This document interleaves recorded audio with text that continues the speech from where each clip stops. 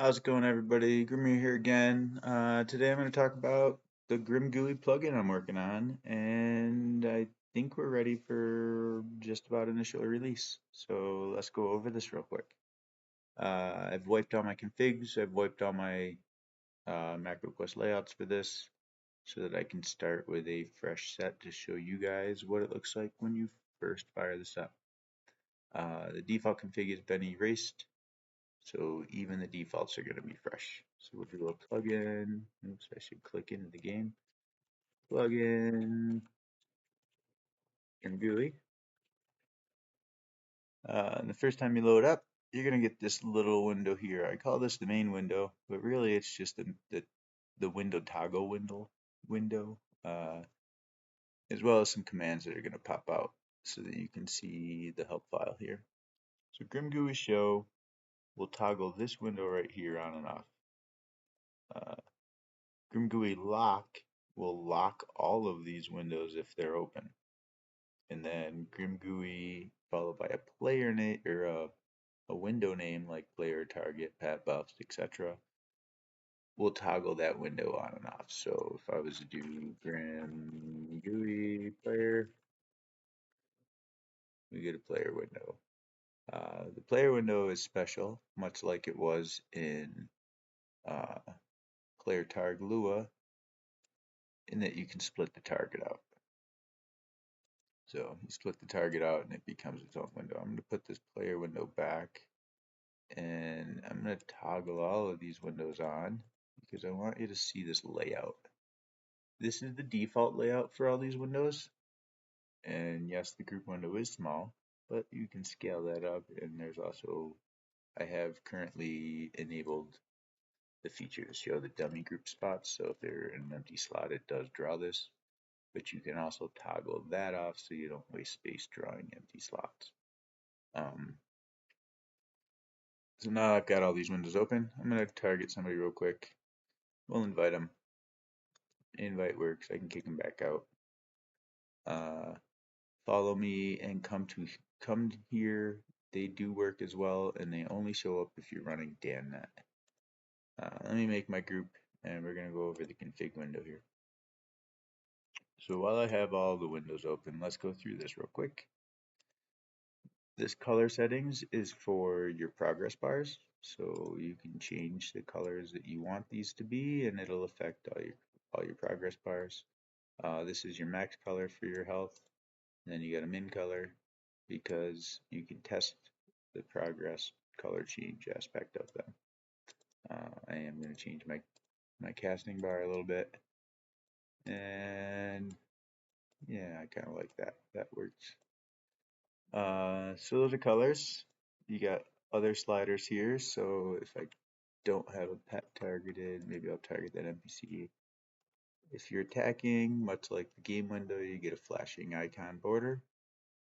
This slider here allows you to adjust how fast or how slow that flashes. If you set it to 0, it turns it right off. Up to 50, and that's just ludicrous speed. I tend to float around the 20s.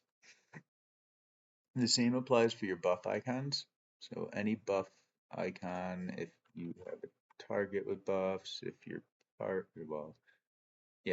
with buffs, your pet with buffs, and yourself, as well as songs. If they get below 18 seconds, I believe it is, they'll start to flash. Again, you can set how fast they flash or turn that right off and they'll never flash. Icon size, you can adjust your sizes for your buff icons. This guy's a table, so we'll adjust the table size to fit them. But that'll affect all your buff icons across the board, minus your spell casting window. Then you've got a timer threshold. Right now it's at 0, so it's off. But if I start dialing this up, whatever, this is seconds. So as I scroll this up, then you start seeing the things with a longer timer appear. It's set to currently cap out at an hour, but you can control click this if you wanted to and maybe make it 2 hours. That's totally up to you. I didn't clamp this down. Then we got some heights for some bars here. So your player bar height is going to affect your bars on your player window as well as your pet's health bar. And then your target will affect your target health bar. So as you see the target bar up here, it's going to get smaller and bigger. Let me pull this in here. Move these in so you can see what I'm doing without looking way over there.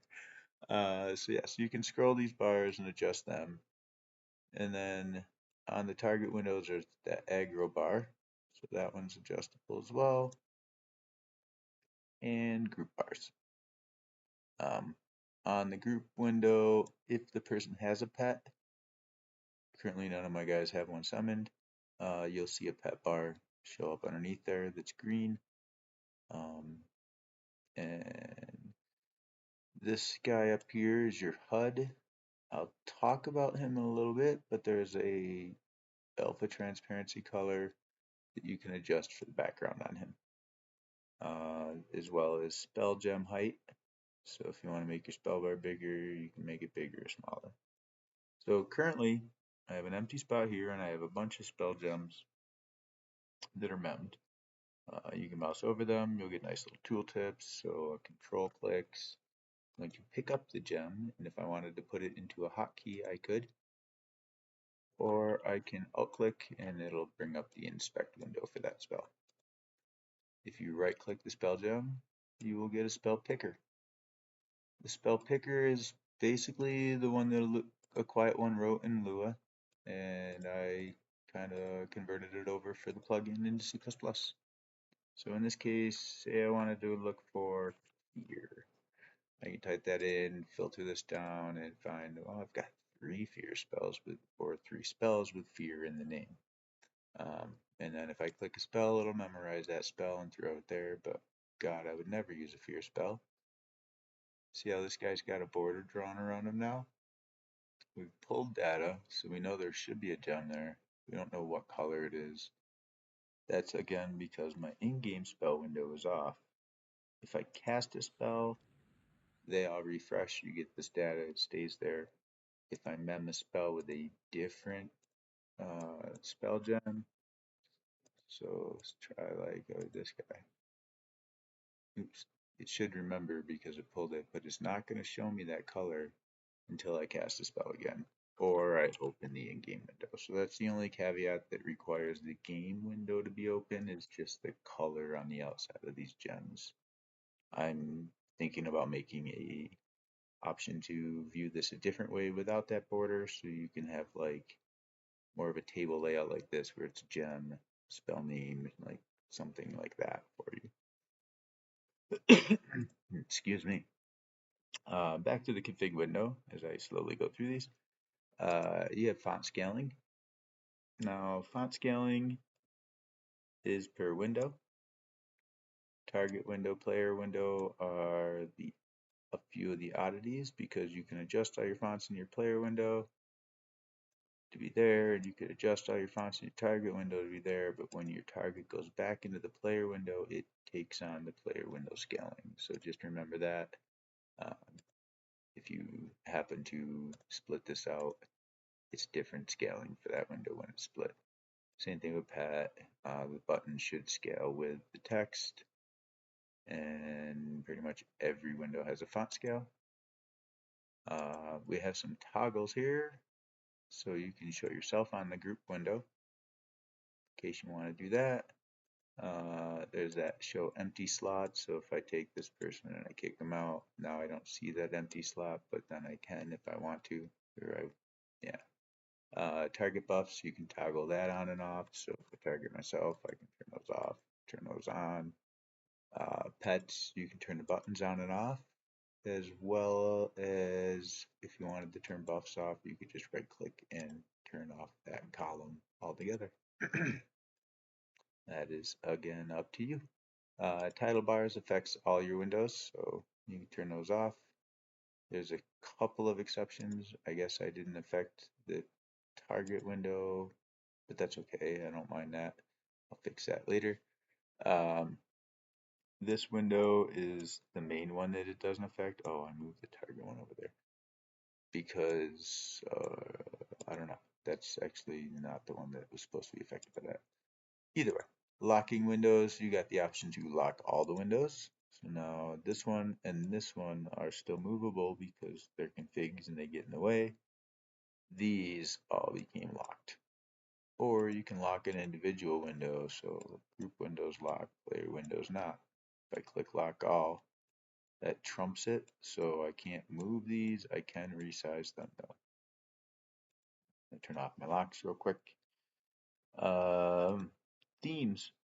It's a Grimir product, so let me readjust these so you can really see.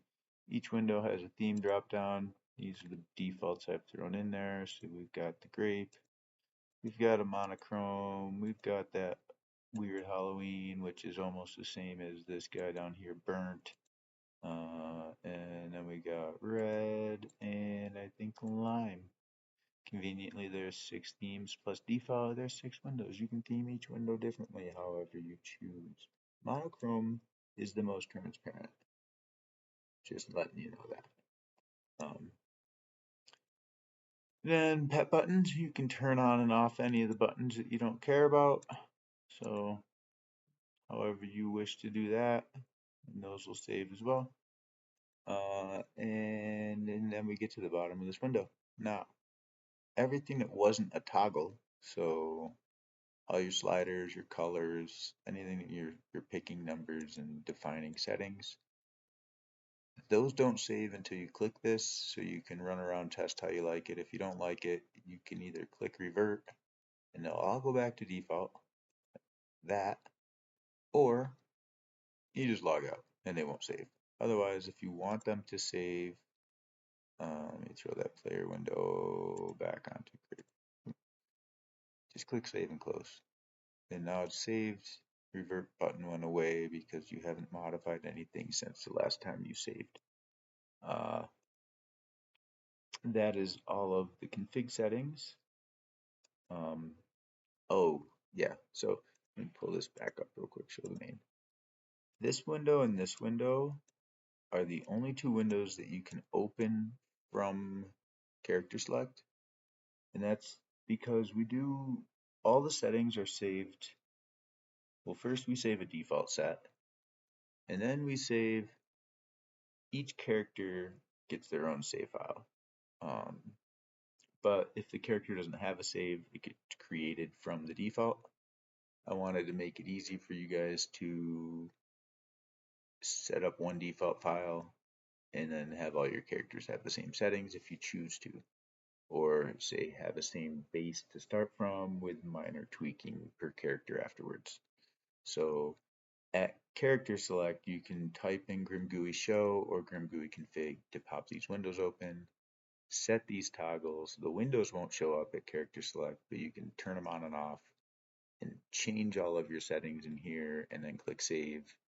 The next character that logs in without a config is going to use the settings that you just saved.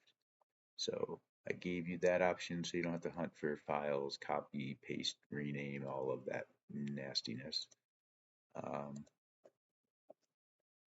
Each window has a right-click context to it. So player window has a few extras. Besides locking the window, you also get the option to turn on and off all the toggles and open the main or open a config window. The title bar on the player window is tied to the menu bar, or the menu bar is tied to the title bar. Menu bar just kind of cleans that up a little bit, as well as gives you this quick guide to the config. Otherwise, all the other windows also have a right-click context. If the title bars are currently hidden, so let me hide title bars real fast. Dink. You can right-click in the blank space of the window or on the outside of the border. In this case, this is not blank space, even though it looks that way. That's child window, it doesn't count. Same thing up here, I can't click there, but I can click here and get the information for the table, or I can click outside of it to get the information for this, or down outside of here. So it's a little bit tricky when you turn off the title bars to get the context up, but it is an option. I might throw a slash command for the title bars in there. This window is a little easier. It's outside of all of these, so I can open the context here. Buff window, I gave you a buffer window spot down at the bottom. Spell window, it's this book icon that brings up your context menu. And then some windows have a little bit more in the context because they have more options. Speaking of book, this is just a, oh, I gotta change the default start size for that, is a table of all the spells in your spellbook. It's the same as this icon picker layout, same everything, just laid out in a table and not quite tied to a spell gem, so clicking these does not do anything yet. But it does allow you to search so you can see what's in your book if you're looking for a specific spell. Let me turn back on these title bars because it makes it a little easier to move and close windows. That's all that spellbook window does. But speaking of spellbook, because I don't think I mentioned this, you can drop a spell into your spell gem from your spellbook, and it will mem the spell. If you don't want to see any of these windows or these rows, you can toggle them off so you can customize what you see on those. And I did that for all of the tables that you see headers for. So if I don't want to see the buffs, I can turn that off. I already have a toggle to turn off that. So you could literally streamline this down. Scaling and sizing, we just try to keep this here. And then these things can scroll. In fact, actually, let me throw a bunch of buffs up.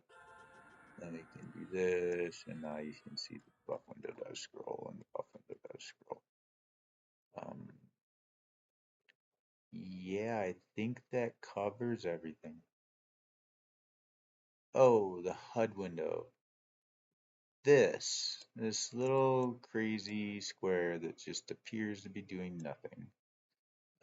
This here is going to show you a couple of key things. It's got icons with tooltips in case you don't remember what they mean. For you're dotted, you're poisoned, you're diseased, you're cursed, you're corrupted. Or there's also the couple beneficials. You're invisible, you're invis to undead, invis to animal. I don't know if I added plants and all of that stuff yet. So that's going to grow with some more information to go into it, but I just want a heads up display that shows me the pertinent debuffs so I don't have to search for it over here, and the status of my invis. So that's where those come from. I'll ignore big, like that part of something else. Yeah, I'm gonna call it here, and if any, oh, actually, before I leave once more, group window. On the group window, I'm gonna run over here. So as I mentioned, come to me works, and they come to me, and then I can run over here, and there's also you can right click and make this individual guy come to you. So again, these only work if you're running DanNet. Say I want to run over there because I need to, so I can go to that person. I can right click and switch screens to that person. And then there's also, you can set your roles. So you can make somebody main tank, puller, and those icons will show up as well. Maybe I want to make this guy the main tank instead. I can bounce that around. You can give leader and then request leader as well. Also, you can pick up items and then drop them on the windows, and it should open up the trade window if the guy's close enough to you. That guy wasn't close enough to me, that's why I didn't. But now I'm going to leave it there, and you guys have a wonderful day. Ciao!